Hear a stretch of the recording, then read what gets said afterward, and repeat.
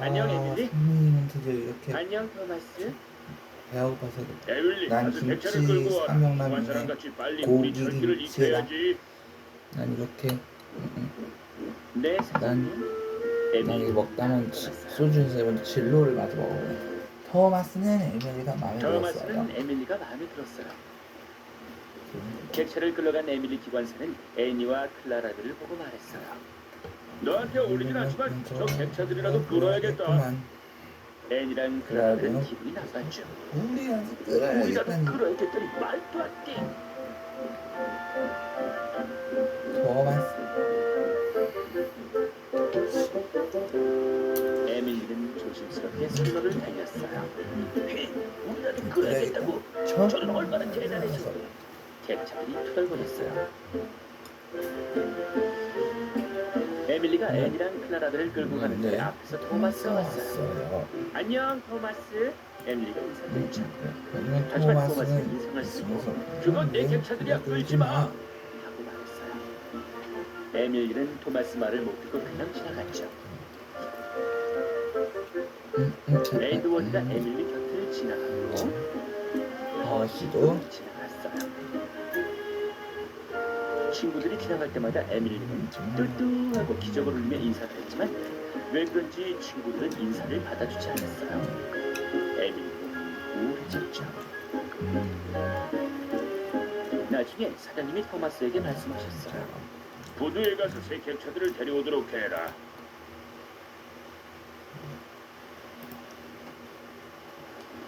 새 객차들을요? 하지만 전 저는 착한 기관차는 싫다는 말을 안 하는 거야. 사장님이 말씀하셨어요. 토마스는 새 객차들보다 애니와 클라라를 끌고 싶었죠. 에밀리가 애니랑 클라라들을 끄는 걸 보고 올리버가 말했어요. 그건 토마스 객차들이야. 그래서 아까 그랬구나. 가서 사과를 해야겠어. 에밀리가 말했어요. 난 새 객차들은 싫어. 싫어. 싫어. 토마스가 펄거렸어요.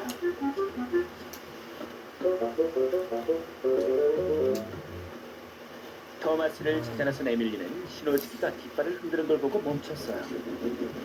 올리버가 올 때가 됐는지 알아서 그러는데 가서 어떻게 된 건지 좀 알아봐줘요.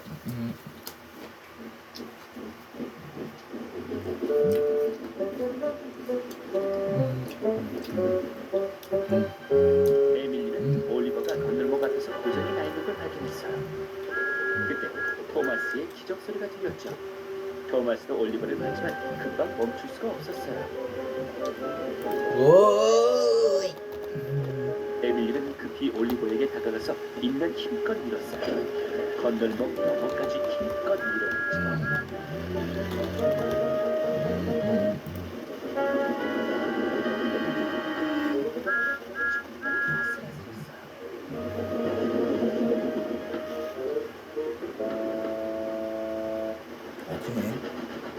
나중에 사장님이 에밀리를 칭찬하셨어요.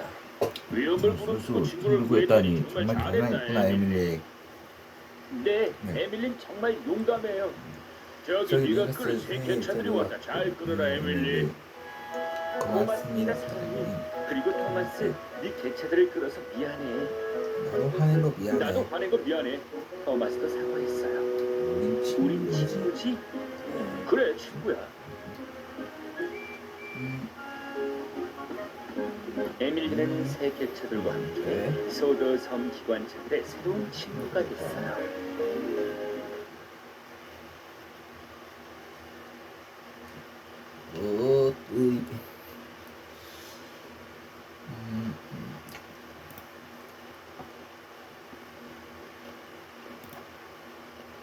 토마스와 제레미. 증기관차 토마스는 증기기관차 토마스는 완충기랑 보일러를 좋아해요. 바퀴랑 뚜뚜한 경적도 좋아하죠. 하지만 제일 좋아하는 것은 소도섬의 실수에서 일을 하는 거예요. 소도섬의 어느 화창한 여름날이었어요. 사장님이 오셔서 토마스한테 특별한 일을 맡기셨죠. 네가 농장에 있는 아이들을 태워서 소풍을 내려간다.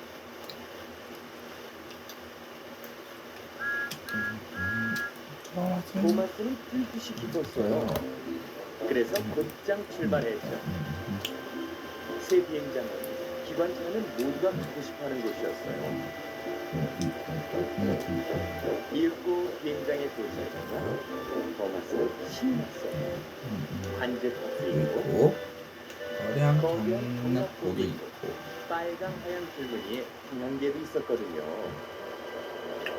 그때 하늘에서 큰 소리가 들렸어요. 바로 제트가 들어오는 소리였어요. 토마스는 아주 멋지다고 생각했어요.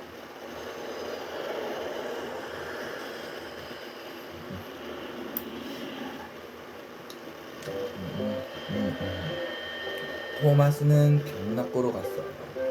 토마스는 경락고로 갔어요.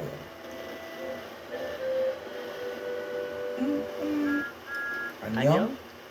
난 기관차 토마스라고 해. 토마스라고 해. 안녕.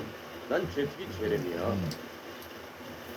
너 하늘 날 수 있어서 정말 넌 좋겠다. 하늘을 날 수 있어서 정말 좋겠다.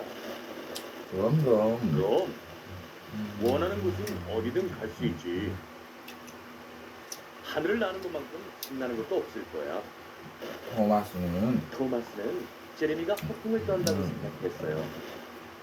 난 저 길을 따라 여행하는 게 좋아. 농장이랑 마을도 지나가고 소도섬의 멋진 풍경도 전부 볼 수 있어. 그건 그렇지만 하늘에선 소도섬의 멋진 풍경이 눈에 다 보이거든. 토마스는 기분이 상했어요. 그때 승강장에서 기다리고 있는 아이들이 보였죠. 토마스는 아이들을 태우려고 제트기하고 얘기 안 할 거야. 제트기하고는 다신 얘기 안 할 거야.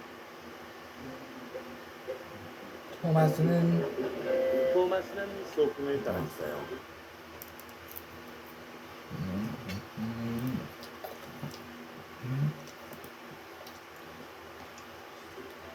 비행장을 떠나기 위해서 죽었죠. 하지만 지름길이 굽이 돌자 신호에 걸려 멈춰야 했어요. 그때 제레미가 이륙하는 소리가 들렸죠. 제레미는 토마스의 머리를 휙 날아갔어요. 이건 불공평해. 제트기는 신호를 안 기다려도 되잖아.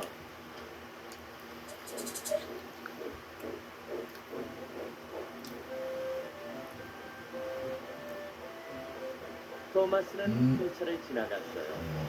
하지만 아직도 제레미가 보였죠. 제레미는 하늘을 높이 날고 있었어요.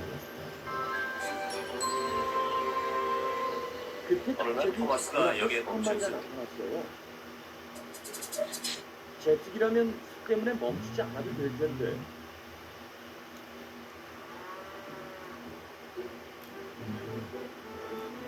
토마스는 소풍 장소에 도착했어요. 돗자리를 펴고 모두 즐거운 시간을 보냈죠. 하지만 호시의 눈엔 토마스가 슬퍼 보였어요. 제트기는 어디든 갈 수 있잖아. 나도 제트기였으면 좋겠어. 하지만 기관차는 객차도 끌고 아이들을 소풍에 데려갈 수도 있어. 기관차가 얼마나 기관차가 얼마나 유용한데. 하지만 그게 아닌 것 같았었죠. 한편 제레미는 대륙으로 날아가고 있었어요. 곧 먹구름이 모여들었죠.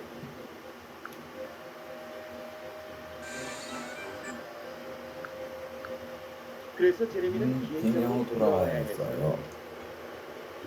토마스는 얘기하고 싶지 않았지만 제레미가 말을 걸었어요. 비행장을 지나던 토마스는 착륙하는 제레미를 봤어요. 토마스는 얘기하고 싶지 않았지만 토마스는 말하고 싶지 않지만 제레미가 말을 걸었죠. 토마스, 여름 폭풍이 몰려오고 있어. 네. 아이들의 소풍을 다 망칠 거야. 이거 큰일이네. 이건 큰일 났네. 사장님께 말씀드려야겠다. 토마스는 결국 미국 토마스는 때맞춰 소공장소에 도착을 했어요. 서둘러요. 그래요. 거대한 폭풍이 몰려온대요. 네요. 여길 다 휩쓸고 쏘 갈 갈 거예요. 거예요. 그러자 모두 서둘러서 짐을 챙겼어요. 그리고 기차에 올라탔죠. 소풍이 끝나버리자 아이들은 슬퍼했어요. 슬퍼했고요. 그때 토마스한테 좋은 생각이 떠올랐죠. 토마스는 비행장으로 급히 되돌아왔어요. 이걸 딱 한 긁어놨죠. 거든. 아이들이 네 경락고로 소풍을 오면 안 될까? 기적을? 왜? 되고 말고 오. 그거 아주 좋은 생각이다. 토마스는 토마스는 뜻이 기뻤어요.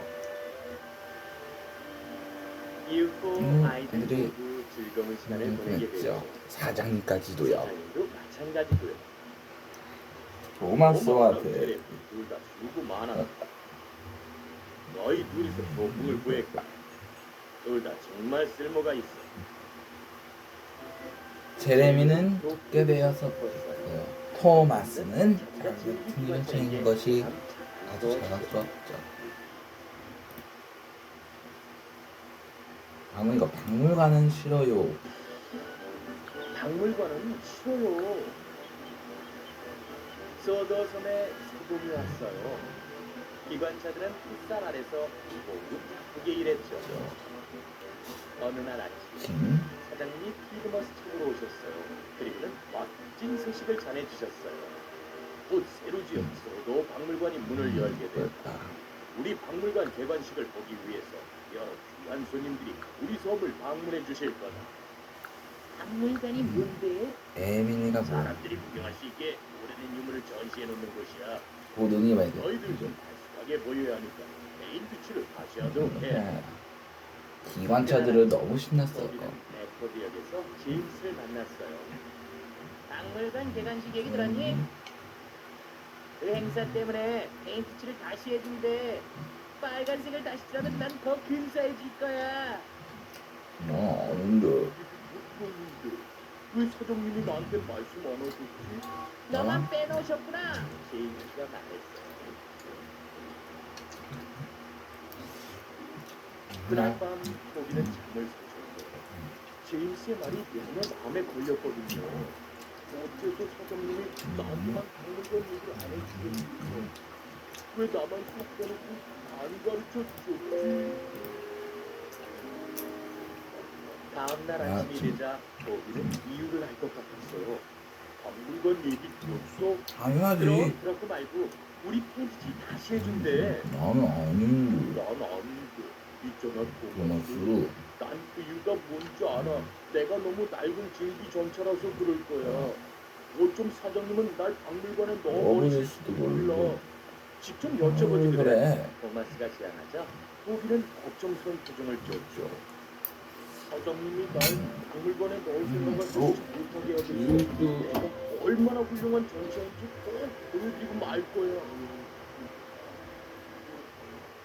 에밀리 공장으로 가서 페인트칠을 새로 하고 오늘. 에밀리는 무척 기뻤죠. 다만 밀가루는 다른 기관차에게 실어오라고 해야겠고. 제가 할게요 사장님. 정말 고맙다.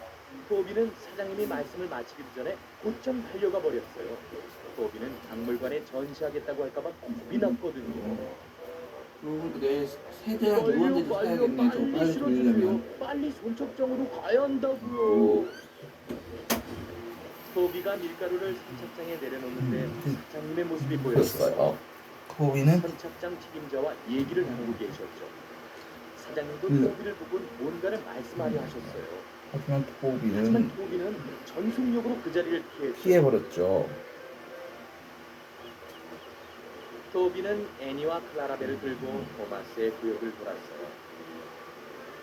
그리고 제임스가 서로 반짝반짝 빨간 페인트칠을 하는 동안 토비가 대신 한광에서 한 짐차를 끌어다 줬죠. 나가줬죠. 허시가 서로 칠을 하는 동안은 응? 토비가 채석장으로 가서 돌을 쓴 짐차를 네. 옮겨주었죠. 돌가루를 뒤집어 쓰는 것도 개의치 않았어요.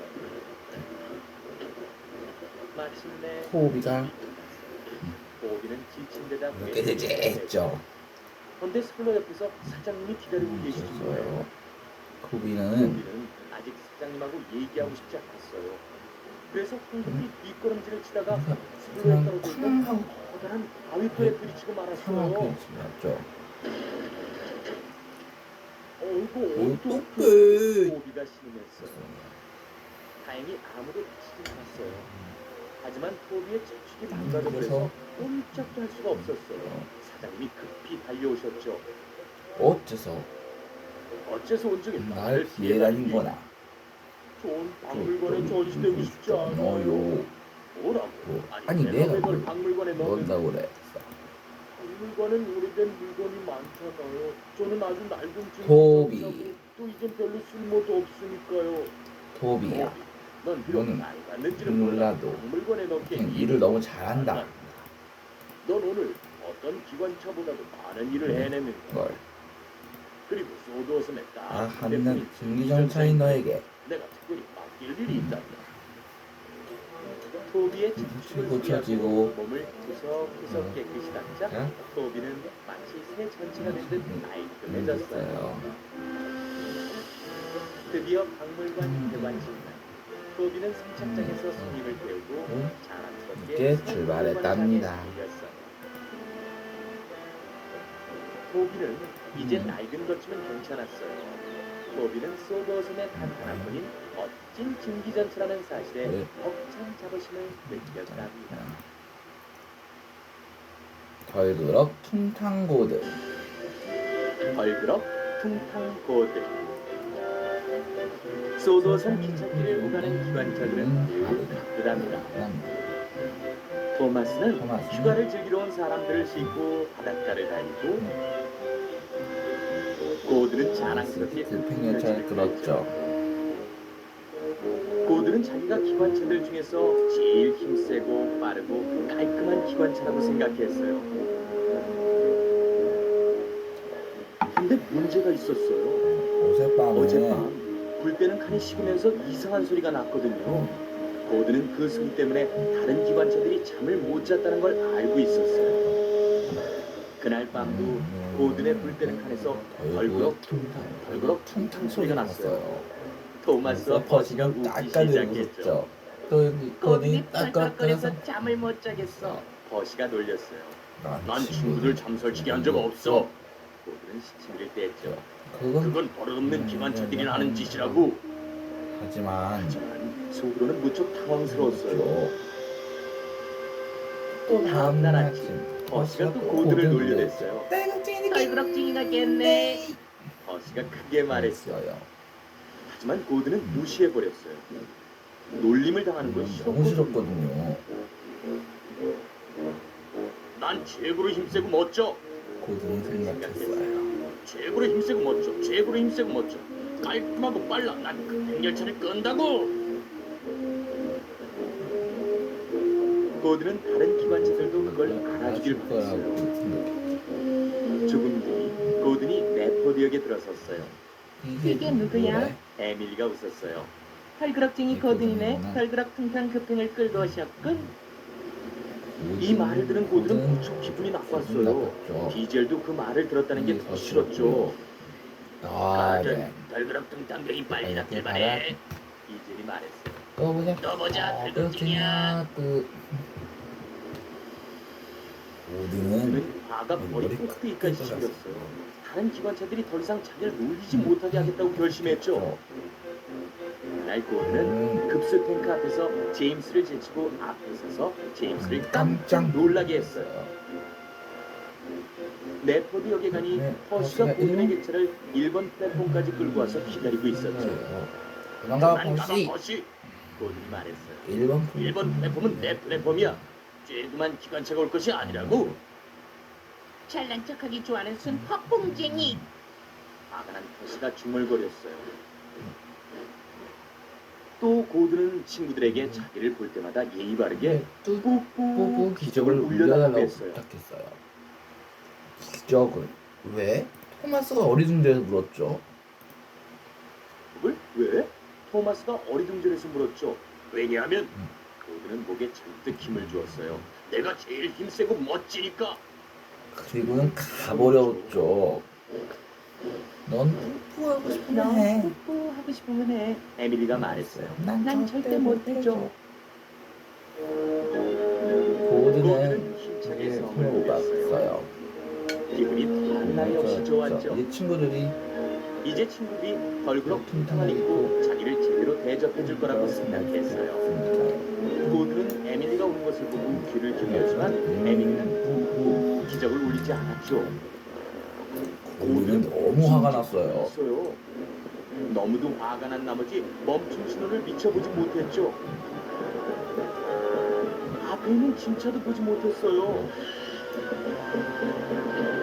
그래서 결국 사고가 터져버렸죠. 다행히 아무도 다치지 않았지만 고든은 선로 밖으로 튕겨나가고 말았어요. 온몸엔 끈적끈적한 딸기잼을 뒤집어 쓴 채로요. 고든이 선로로 올려주기를 기다리고 있는데 허시가 도착한 거예요. 거든 너구나. 허시 왔니? 세상에서 제일 깔끔한 기관차가 뭐 그래. 그 다음으로는 제임스가 도착했고요. 이거 당분간은 급행열차를 끌기가 힘들겠는데 거든. 제임스가 놀렸죠. 마지막으로 토마스가 왔어요. 끈적끈적 거든. 고든은 제임스성이 기관차래요. 토마스가 놀렸어요. 마침내 고든은 선로로 나갔죠. 완전히 바보가 된 기분이었어요. 에드워드가 고든을 수리공장까지 밀어줬어요. 고든은 수리공장에서 한참을 지내야 했답니다. 엔진에서 잼을 닦아내기가 힘들었거든요. 에밀리와 앤니가 번갈아가면서 고든을 대신해서 급행열차를 끌었어요.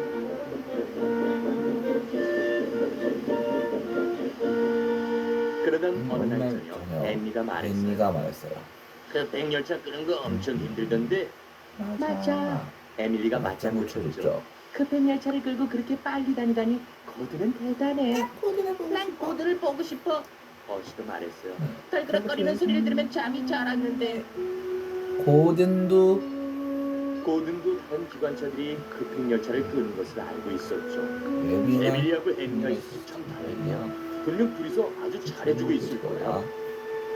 마침내 고든은 새 기관차처럼 말짱해졌어요. 수리공들이 덜그럭거리는 소리까지 깨끗이 고쳐줬고요. 그날 밤 고든은 침대에섰어요. 더 빠르고 힘세다고 자랑하려고? 제임스가 놀렸어요. 아니야. 그게 아니야. 내가 덜그럭거려서 잠 못 자게 한 거 알아. 정말 미안. 기적을 울려달라고 한 것도 바보짓이었어. 기관차가 다른 기관차에게 기적을 울리는 건 열심히 일하는 데 대한 존경의 뜻이지 그저 해달란다고 해주는 게 아니거든. 우린 너도 자격이 있다고 생각해 고든. 토마스가 말했어요. 넌 누구보다도 열심히 일하고 또 능력 있는 기관차니까. 다른 기관차들도 모두 다른 기관차들도 고개를 끄덕여줬죠.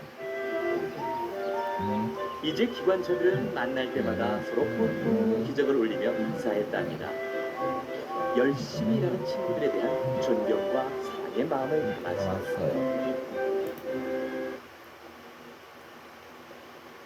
던컨의 속임수.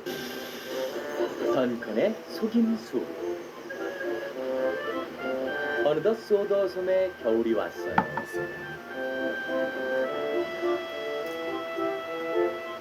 던컨은 눈으로 뒤덮인 산과 숲을 지나서 달리느라 분주했죠.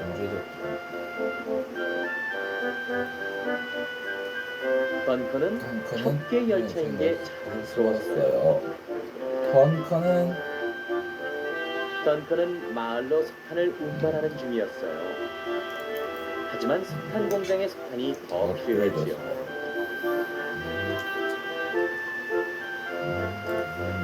그래서 제임스와 토마스가 석탄 화차를 구두로 가져왔어요. 던컨이 들어오면서 제임스한테 말했어요. 여기까지 오는데 뭐가 이렇게 오래 걸리니? 여기까지 오는데 뭐가 그렇게 오래 걸리니? 내가 온 걸 다행으로 생각해. 난 좀 이따 중요한 일을 해야 한다고. 아이들의 파티에 들어가야 돼. 넌 하루에 2가지를 하는 게 힘들구나. 하. 난 너보다 하루에 더 많은 일을 할 수 있어. 난 훌륭한 기관차라고. 그러자 던컨은 화가 화가 났죠. 머리 끝까지 났죠. 그럼 한번 들어보자. 들어보자꾸나. 내가 마을에 석탄을 배달하는 게 네가 네가 석탄 공장에 갖다 주는 것보다 빠를걸? 빠르긴 빠르걸. 좋아. 그래, 한번 좋아. 해보자고. 한번 해보자. 하지만 누가 던컨 빠른지 똑똑히 보여주지. 하지만 던컨은 곧 하지만 걱정이 던컨은 됐어요. 걱정이 됐어요. 제임스는 크고 힘이 세거든요. 나도 제임스처럼 빠르면 좋을 텐데. 그래서 던컨은 던컨은 가진 석탄 전부를 최대한 빨리 운반했어요. 제임스를 이겨야 돼. 제임스를 이겨야 돼. 이겨야 돼. 뭐 외치면서요. 하지만 구두에 돌아와 보니 제임스가 기다리고 있었죠. 그것 그것 봐. 내가 더 빠르다고 했지. 제임스가 놀렸어요. 던컨은 길게 늘어선 화차를 봤어요. 거기엔 마을에 가져갈 석탄이 충분했죠. 하지만 던컨은 지기 싫었어요. 네가 가져온 게 겨우 이거니? 마을엔 훨씬 더 많은 석탄이 필요해. 그럼 석탄을 더 많이 가져오면 되지.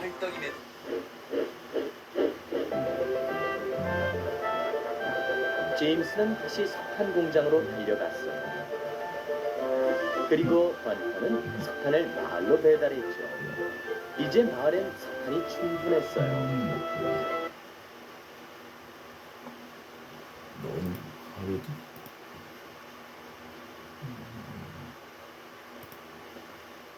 헐떡이면서 구두로 돌아왔어요.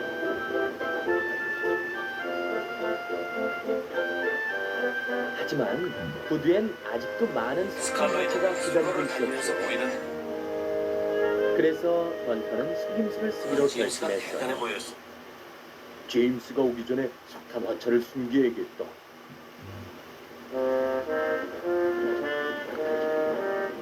이윽고 화차를 전부 숨겼어요. 제임스는 내가 석탄을 전부 배달한 줄 알 거야. 제임스는 석탄 공장에서 화차를 더 많이 가져왔어요. 가쁜 숨을 몰아쉬면서 전 속력으로 달렸죠. 그래서 석탄을 많이 썼고요. 마침내 제임스가 구두에 도착했어요. 그곳엔 던컨이 와 있었고요. 아직도 그거밖에 못 가져왔어. 그러면서 네가 네가 무슨 훌륭한 기관차라고 기관차라고 그래? 그래? 더 많이 갖고 올 테니까 기다려봐. 그걸 나르려면 겨울 내내 걸릴걸. 정말 알겠지. 뭐. 제임스는 아이들을 음악회에 데려가야 했어요. 하지만 정말 열심히 달리느라 한 수차 안에 석탄을 다 쓰고 말았죠.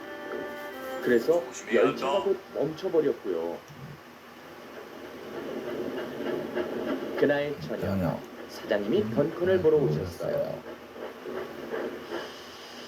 제임스가 석탄이 떨어져서 멈춰버렸다는 거야.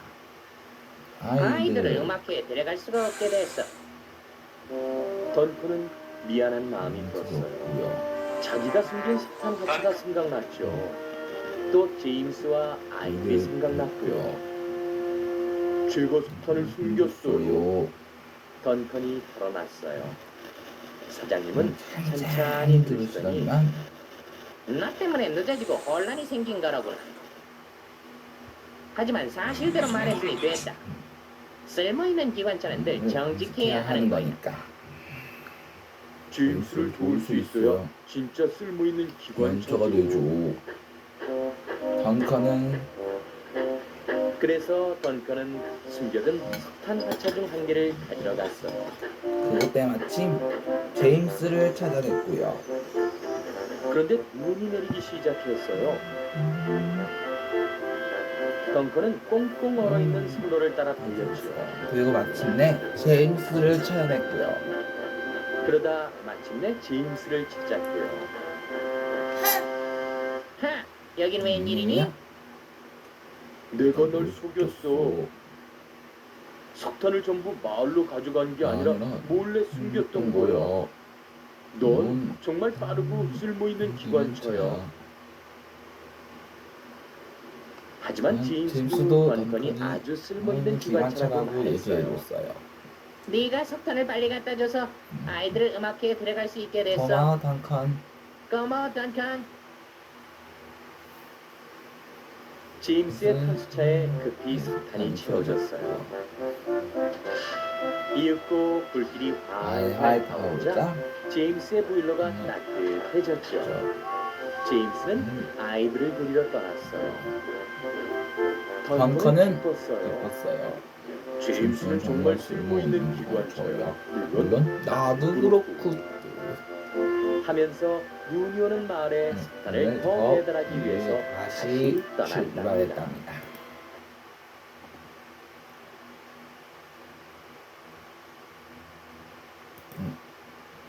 에서 보이는 모든 경치와 이런저런 소리들을 좋아했어요.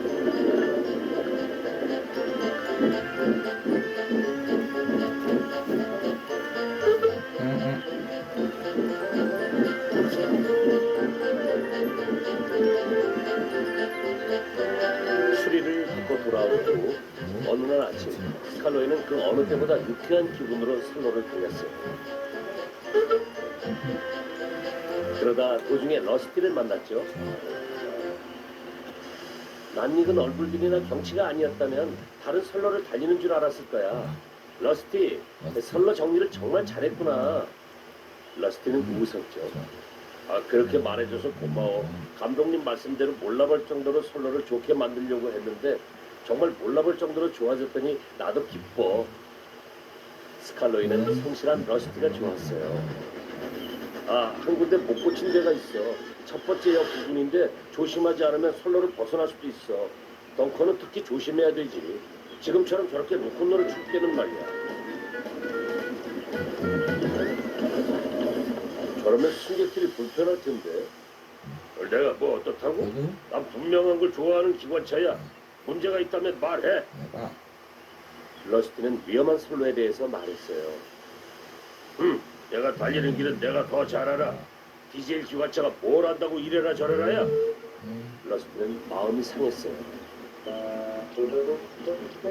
덩컨은 골이 잔뜩 나서 툴툴거리며 역으로 들어갔어요. 역에선 제임스가 기다리고 있었죠. 덩컨, 왜 이렇게 늦었니? 다 디젤 탓이야. 러스티가 선로에 대해서 아는 척하길래 상관 말랬더니 개차들도 안 끌어다주고 가버렸어. 아, 정말 속상했겠다. 디젤들이라면 나도 잘 알아. 전에 한 녀석이 우리 일터에 와서 이러쿵저러쿵해서 내가 쫓아보는 적도 있지. 덩컨은 제임스가 대단해 보였어요.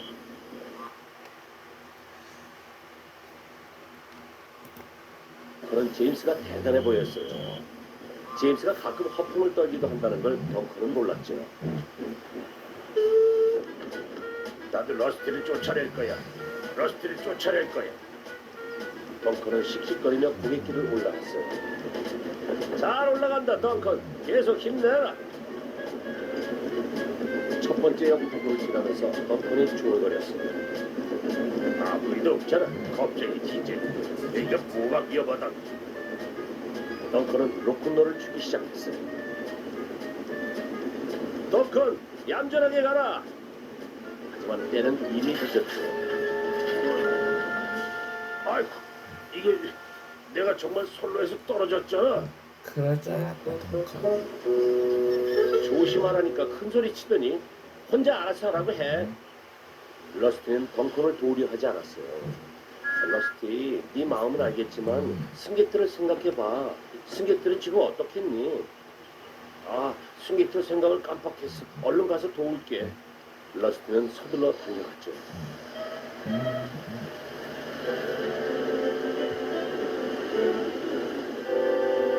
덩컨은 이제 로큰롤은커녕 잔뜩 주눅이 들어 서 있었어요. 어쩌면 좋아. 모두 날 한심하게 생각할 텐데. 그 러스트를 타고 간 일꾼 아저씨들은 물론 승객들까지 내려서 덩컨을 들어올리기 위해 애썼어요. 모두 힘을 모은 덕에 덩컨이 선로 위로 올라섰죠.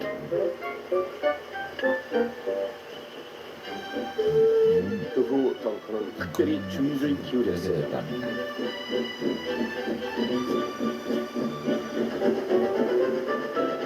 마침내 저녁이 됐어요.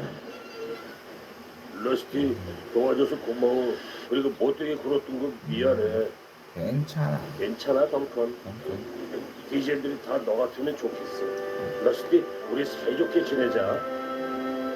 좋아. 그럼 내일 아침 일찍 위험한 선로부터 고치자.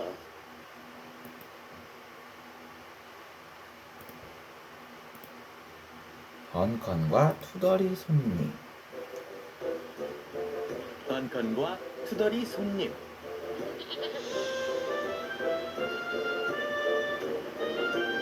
속기열차인 던컨은 협계 기관차인 던컨은 여객 열차를 끌고 다닙니다. 매일 아침 출근길 손님들을 태웠다가 아, 저녁이 되면 다시 집으로 데려다 주죠. 이제 오다니 나지. 안녕 던컨, 잘 있었어? 잘 있었냐고? 내가 얼마나 잘 있냐면 아주 바퀴가 후들후들 떨릴 지경이다. 그럼 전기차 정비소에 가봐. 아, 그래. 그래. 거긴 벌써 다녀왔지. 맞지. 근데 피터가 그거가 내 바퀴엔 아무 이상 없다는 거야. 참. 너 크로스 미케른에 있는 철길 본 적 있니? 아니? 아니. 왜? 거기 무슨 일 있어? 협계 이게 사장님한테 말도 묻지도 마. 못해. 또 이럴 테니까. 멀쩡해. 말짱해. 그런데 난 거길 지나갈 때마다 연결 부위가 덜그럭거리고 굴뚝이 흔들려. 그러더니 이제 바퀴가 떨리잖아. 그런데 그것도 모자라서 고약한 승객이 한 명 있는데 탔다 하면 투덜거리고 불평이라니까. 어찌나 말도 함부로 하는지 나한테 일 좀 똑바로 하라고 잔소리까지 하는 거야. 근데 너 출발 시간 지난 것 같다, 던컨. 아유, 너. 너도 잔소리냐? 사실은 던컨 자신도 불평을 잘하는 기관차예요. 물론 조금 전 손님에 대해 한 말도 사실이지만요. 던컨의 투덜이 손님은 거의 던컨만큼이나 불평을 입에 달고 살죠. 던컨이 열차 시간을 조금만 못 맞춰도 불평. 객차 안에 손님이 많아서 조금만 불편해도 불평. 던컨이 빨리 달리지 않는다고 불평. 야, 가자고! 왜 계속 서 있는 거야? 또 어떨 땐 던컨이 너무 빨리 간다고 불평. 아니 그래가지고 너무 빨리 달리는 바람에 네. 내가 차를 쏟아가지고 아이고 봐줍시다. 안녕 던컨. 별일 없지? 있어. 있어. 아주 고약한 약간 손님을 그 태웠거든 피터 피터쌤. 쌤. 항상 화가 나 있어. 사실 불평할 거리가 하나도 없는데도 말이야. 그럴 리가. 진짜로? 뭐? 진짠지 아닌지는 두고 보면 알 거 아니야.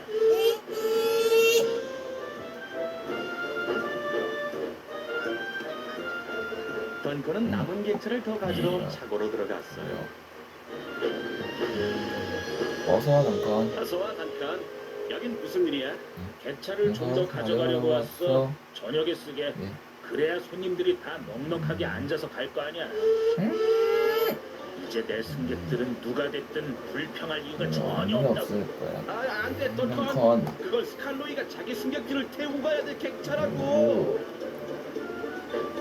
그날 저녁, 전혀. 던컨은 단골 승객들을 태우기 위해 제 시간에 도착했어요. 모두 타세요, 손님. 편히 앉으시게 자리를 넉넉하게 준비했습니다.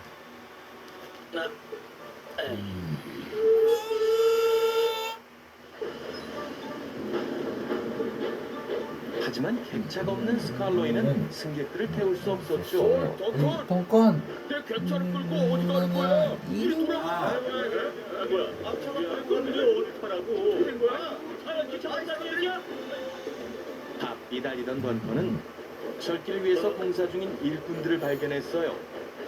아유 안돼. 했는데 경고 깃발이잖아. 저러면 투덜이 손님이 분명 투덜될 텐데.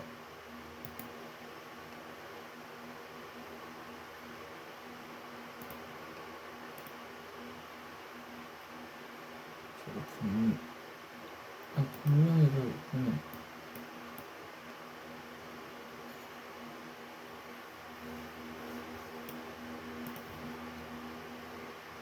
분명 투덜. 속도를 늦추면 그 그 투덜이 투덜이 손님이 손님이 틀림없이 불평할 텐데. 그래서 던커는 속도를 늦추지 않았고 일꾼들은 무척 화가 났어요. 있어요. 던커는 자기 스스로에게 평소에 무척 만족했어요. 기분이 좋았죠.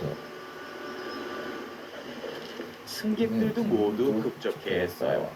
한 사람만 단한 사람 제외. 빼고요.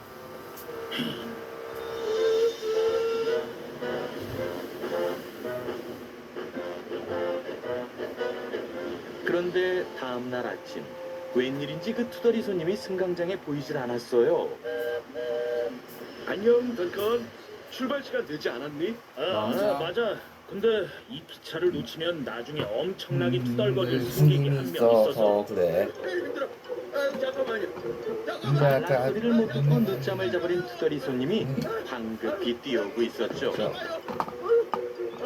그래서 던커는 승강장에서 기다렸어요. 기다렸고요. 심지어 차장이 출발 비스를 울린 후까지도요. 아유, 드디어. 그래? 그래. 적어도 오늘 아침만큼은 불평할 게 있어도 말을 못하겠군. 하지만 다른 승객들이 모두 불평을 했죠. 이제 자기들이 늦게 생겼거든요. 그리고 역장님 역시 화가 났어요. 빨리 좀 가, 던컨. 길을 비키라고. 너 때문에 나까지 듣게 생겼어. 우리 승객들은 그런 거 좋아하지 않는다고. 모두가 불평을 하고 있었어요. 나 이거 이거 참. 마음에 들게 없다니까. 그럼 그렇지. 이게 기차야? 기차야.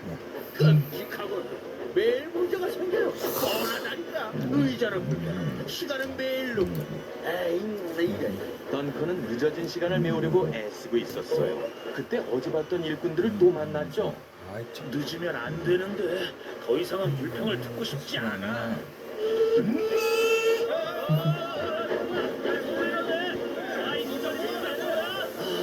오늘은 제대로 되는 게 하나도 없네.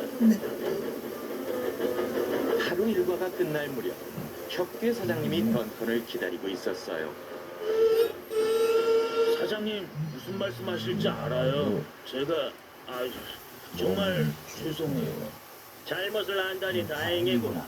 근데 왜 스칼로이의 객차를 끌고 가고 공사 구간에서 속도를 내고 차장의 출발 신호를 무시한 거니? 그건 바로 저 저 투덜이 손님 손님이에요. 때문이었어요. 전 불평하는 소리를 듣기 싫었거든요. 던컨, 저 손님은 나도 아주 잘 알아. 항상 투덜거리지. 그리고 어떻게든 불평할 거리를 찾아내고 말이야. 하지만 오늘 넌 우릴 모두 불평하게 만들었어. 맞아요. 저도 알아요. 그럼 지금부터 넌 저 손님이 하는 말을 최대한 무시하고 무시하고. 네 일을 제대로 하는 데에만 집중하도록 해라. 그럴게요.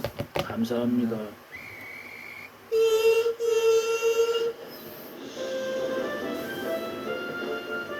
그날 저녁 저녁. 던컨이 철로에서 일하는 일꾼들을 마주쳤을 땐 곧바로 속도를 늦추며 갔지요. 고맙다, 던컨. 그래, 천천히 가니까 좋네. 뭐 하는 거야? 얼른 가라고. 나 차 마실 시간이 늦겠어.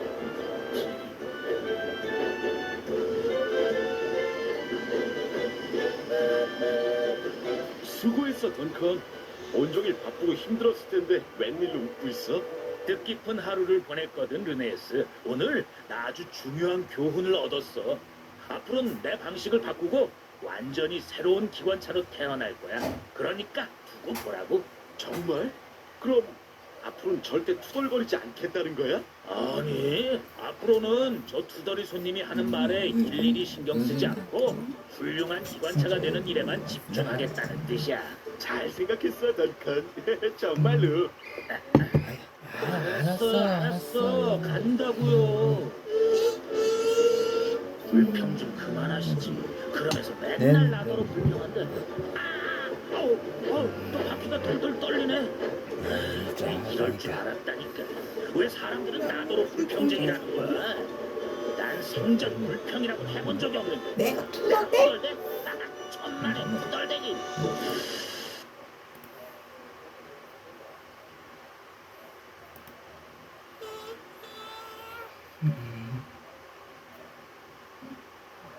그 투덜 손님이 텐데. 던컨과 열기구 소도섬의 어느 화창한 날이었습니다.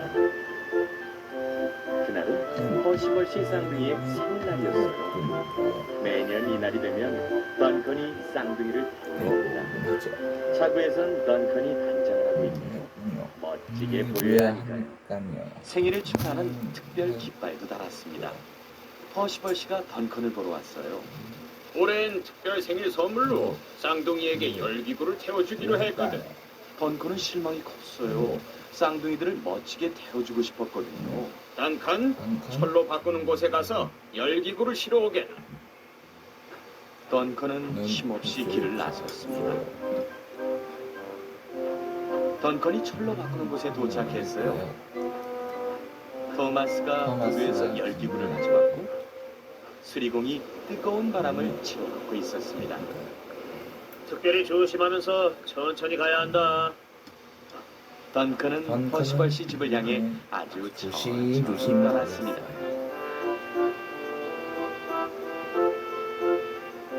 가는 길에 던컨은 울퉁불퉁한 길을 지나야 했어요. 그러다 기구를 지탱하던 밧줄 하나가 흘러내렸습니다. 갑자기 던컨은 좋은 생각이 떠올랐습니다. 기구를 좀 더 흔들면 멀리 날아가 버릴 거야. 그럼 내가 쌍둥이들을 태울 수 있어. 열기구는 내일 타면 되잖아.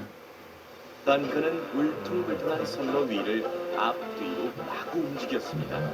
밧줄이 모두 풀렸죠. 기구는 둥둥 떠가기 시작했습니다. 해냈다! 신이 난 던컨은 퍼시벌시 집을 향해 빠르게 달렸습니다. 던컨은 모퉁이를 빠르게 돌았죠. 그러다 갑자기 멈췄어요. 열기구가 선로에 가라앉아 있었죠. 앞서서 이게 뭐야? 이제 어떡하지?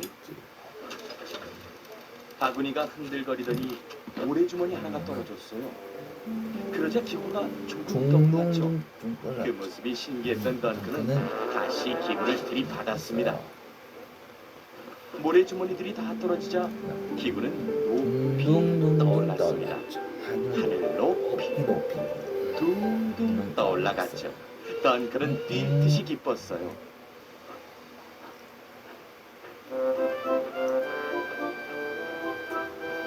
퍼시벌시가 던컨을 기다리고 있었죠. 열기구는 대체 어디 있나, 던컨?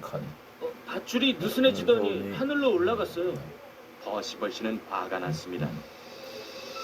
그러다 문제가 생겼어요. 열기구가 또다시 가라앉기 시작한 거예요. 그러더니 퍼시벌시 집 지붕에 풍량기 위로 떨어졌습니다. 그리고 뾰족한 모서리에 기구가 찢어지고 말았죠. 열기구는 폭삭 주저앉았어요. 이거 정말 큰일이잖아. 던컨은 걱정했습니다. 이제 쌍둥이들이 열기구를 탈 수 없을 테니까요. 모두 제 잘못이에요. 쌍둥이들을 꼭 제가 태워주고 싶었거든요. 늘 그래왔으니까요. 퍼시벌시는 화가 많이 났어요. 던컨, 너한테 쌍둥이들을 태우라고 할 생각이었다. 늘 그랬듯이 이리로 데려오라고 할 참이었어. 던컨은 무척 속상했어요. 쌍둥이들의 생일을 망칠까봐요. 그럼 피터 쌤한테 쌍둥이들을 데리고 오라고 할게요. 저는 가서 수리공을 불러오고요. 분명히 고칠 수 있을 거예요. 퍼시벌시도 아주 좋은 생각이라고 여겼죠. 던컨은 빠르게 달려갔습니다. 드디어 산마을역에 도착했어요. 수리공이 기다리고 있었죠. 서둘러야 해요. 쌍둥이들이 오기 전에 열기구를 고쳐야 하거든요.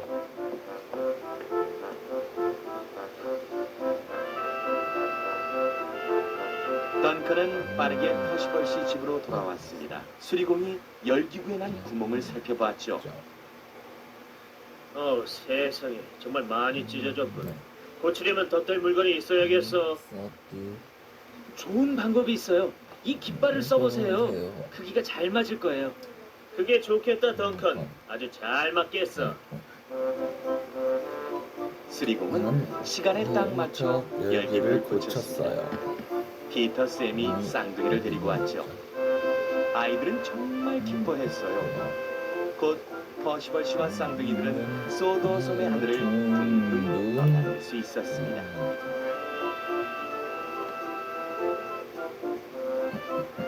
그 모습을 본 던컨도 열기구를 타고 하늘을 나는 듯이 무척 행복했어요.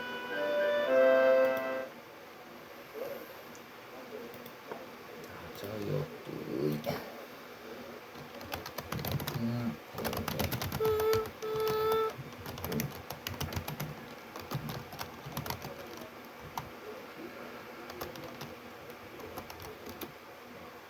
나도 그러려고 했다, 던컨.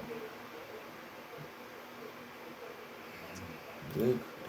뜻이 나도 너무 얘기해 주려고 기다리고 있었던 거다. 허시허시는 던컨이 왜 저러나 싶어 마음이 아주 안 좋았어요. 한편 던컨은 또 한 번 생각에 잠겼죠.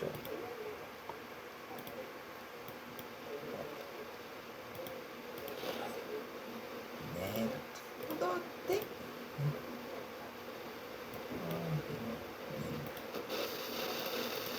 던컨은 마음이 안 좋았어.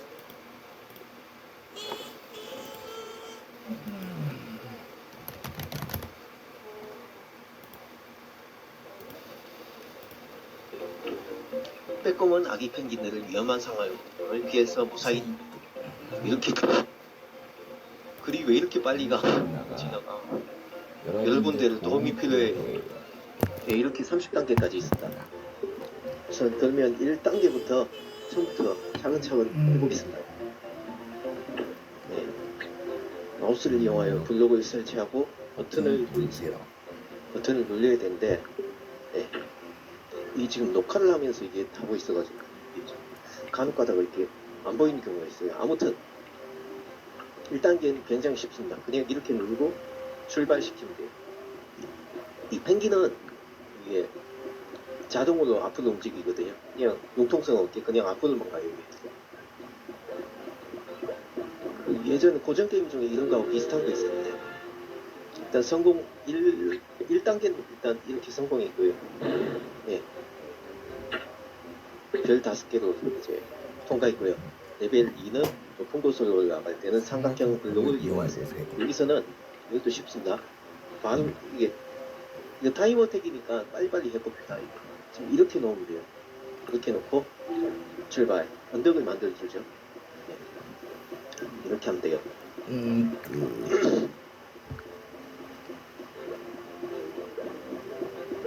지금 목적이 이제 타이머 택이니까 빨리빨리 해보겠습니다. 화면 상단에 이건 뭐 중요한 거 아니에요. 여기서는 이제 다리를 만들어야 돼요. 다리를 이렇게 그다음에 이게 다리를 만들어서 이렇게 건너게 해줘요.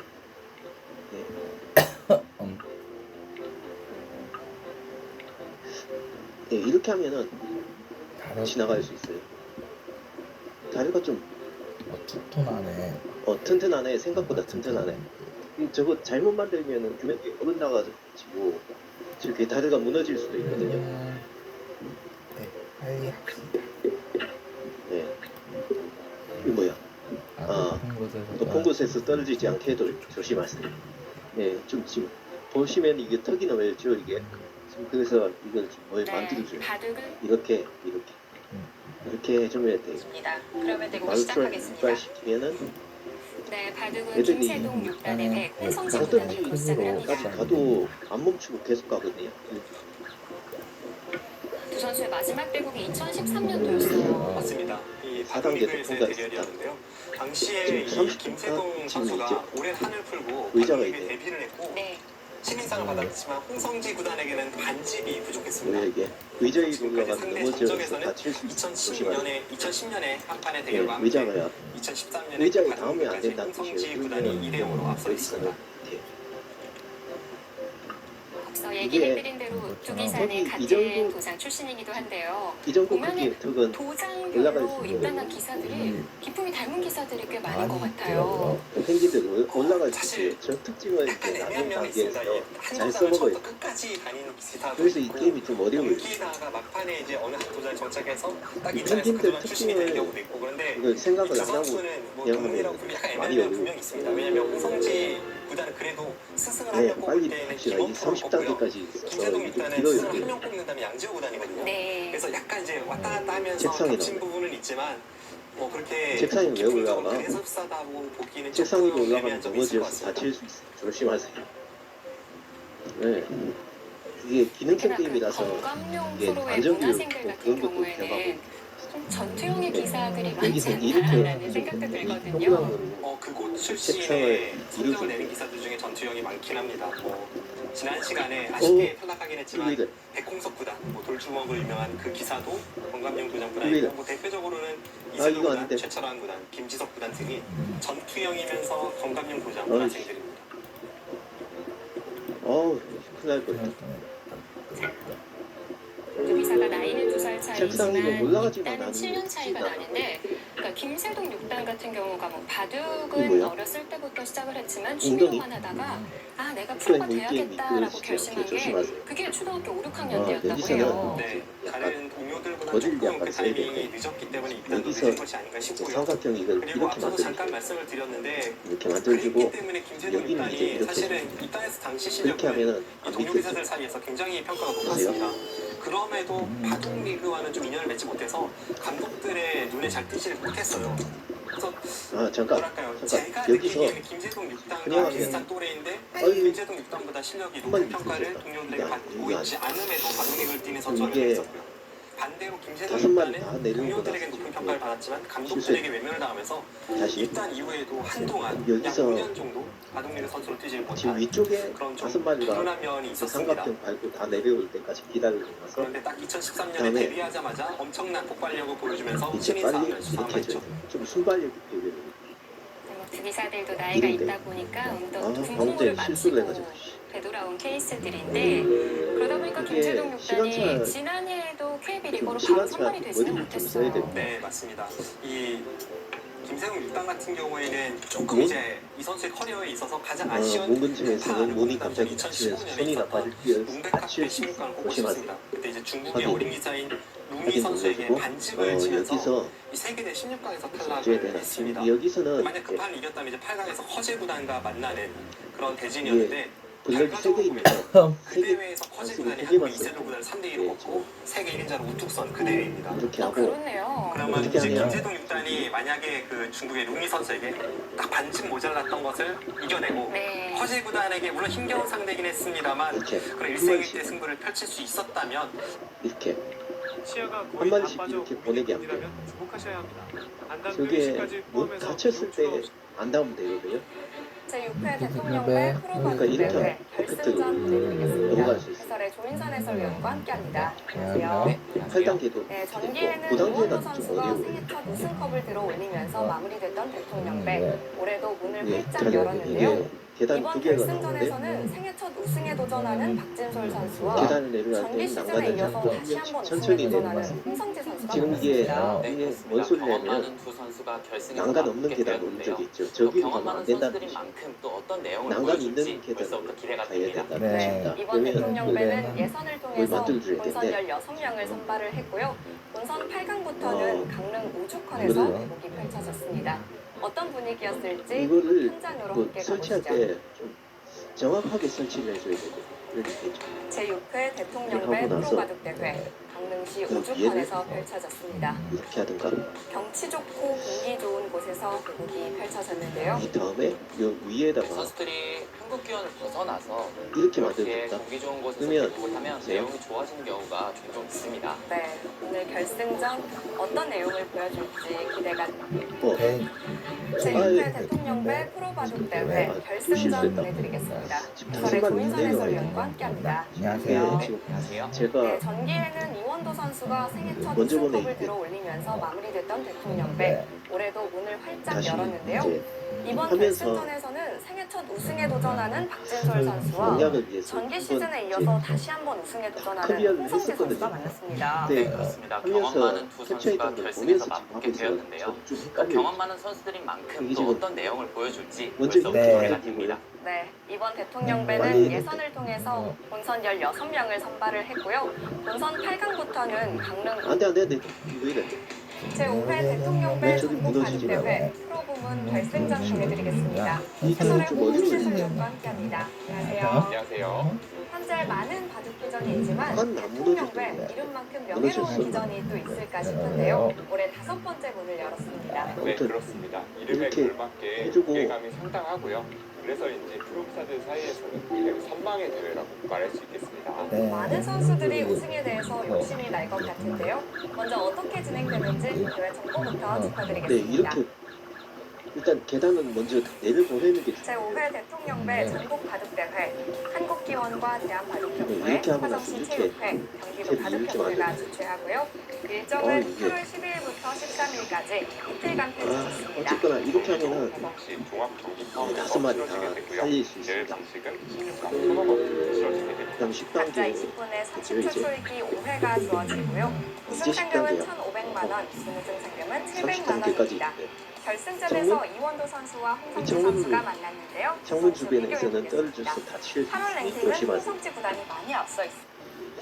네, 안녕하십니까. 제24회 믹싱컵 네, 대회 이승훈 최강전입니다. 이경입니다. 8강전 들어갑니다. 최명호 해설위원과 함께하시죠. 안녕하십니까. 애를 왜 네, 이거 가지고 김지성, 이렇게 홍석지의 대결로 잔인하다. 8강전 들어갑니다. 이 두 선수 뭐 상대 전적도 완전 뭐 이렇게 그런데 만들고 최근 전적을 여기 봤을 성 때는 좀 많이 이렇게 길어져 있는 것 뒤집어야 같습니다. 이렇게 이렇게 홍성주 만들어주세요. 선수가 이제 이렇게 해주고 17번을 써서 5번 여기는 이렇게 해주고 그다음에 여기는 이렇게 해주고 출발시키면 돼요. 지금 밑에서부터 출발하는 거예요. 위에가 아니에요. 지금 몸만 보고 착각할 수도 있는데 네, 이렇게 하면은 아무 문제 없이 5마리 다 올라갑니다. 네, 이렇게 3분의 1 레벨 11 왜 이게 율조각이야. 놀토에서도 율조각이 이 조심하세요. 네, 여기서는 이걸 이렇게 옆으로 이렇게 여러분 안녕하십니까. 제21회 믹싱커피배 임신 최강전 본선 32강전 보내드립니다. 최명훈 해설위원과 함께하겠습니다. 안녕하세요. 네, 오늘 32강전 두 판이 동시에 펼쳐지는데요. 자, 그중 이동호 구단과 홍성재 구단의 대결을 보내드립니다. 이 두 기사는 전기에서도 본선 32강전에 만났었는데 올해도 본선 첫 판부터 만났어요. 뭐가 있죠? 비구한 운명이지 또 작년에 이어서 첫 판을 만났는데요. 그런다는 작년에는 이제 홍성지 밑으로 구단이 뛰어서 이동훈 떨어질 구단에게 수 잘 있으니 조심하세요. 버티다가 그런다 뒷심에서 위로 일단 올라가면 밀리면서 마지막에 이제 반칙을 여기에 패했거든요. 네. 상당히 이제 개인적으로 많이 아쉬울 그러면 텐데 과연 오늘은 서력전을 할 것인지 좀 유추가 어떻게 하냐? 되네요. 네, 아쉬운 승부가 펼쳐졌는데요. 오늘은 어떤 경기가 펼쳐질까요? 이렇게. 먼저 대진표부터 확인해 보도록 하겠습니다. 이렇게 해주고 그다음에 마지막에 여기 제21회 매승커피배 입신 최강전 본선 이쯤에다가 대진표입니다. A조부터 그리고 확인해 보도록 하겠습니다. 자, 김지석, 나현, 최정, 이지연, 홍민표 선수가 16강에 돼요? 진출을 해 있고요. 네. 자, 오늘 32강전 네, 다 내려왔죠. 그다음에 이제 올라갈 수 있게 이게 만들어줘야 됩니다. 먼저 이게 가게 해줍시다. 일단.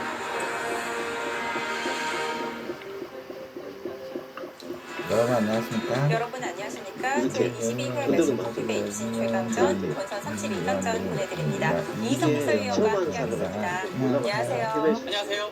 네, 오늘도 32강전 두 판의 대국이 펼쳐지는데요.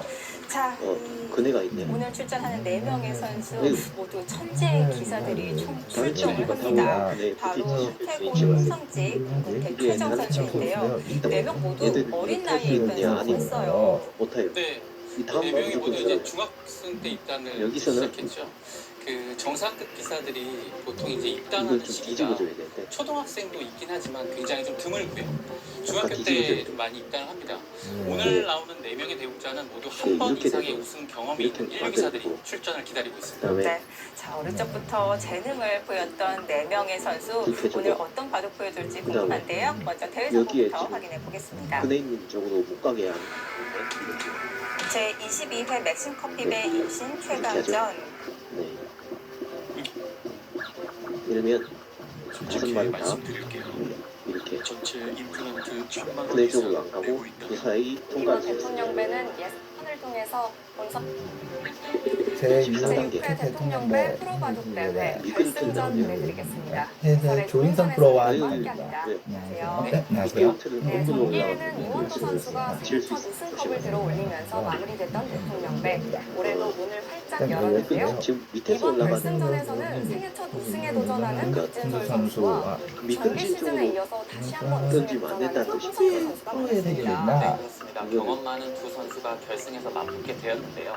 또 이제 경험 많은 여기다가 선수들인 만큼 또 어떤 내용을 왜 잘 안 돼 이게 네.